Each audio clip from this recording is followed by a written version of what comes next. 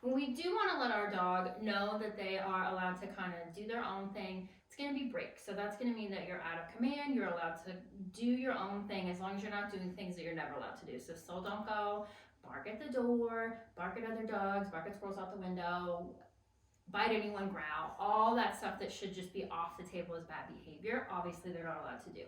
But what you want to do is have the dog come calmly out of a static command first. So get them in motion first, and then you can tell them break.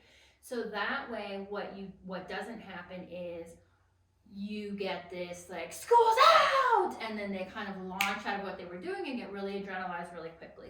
I used to do that back in the day, so he got patterned to that once upon a time. It's a little bit better now, but you'll see a difference between if I just ask him from here and then if I ask him to calmly move off and then tell it to him after the fact. So, twitch, break. So that's like a bit excited, not anything crazy. For him, that was actually a little milder, but twitch, come. Place. Down. You should be able to see a difference between come, break.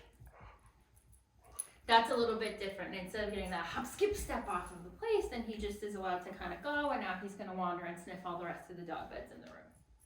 Twitch, come. Good man. Place. Down.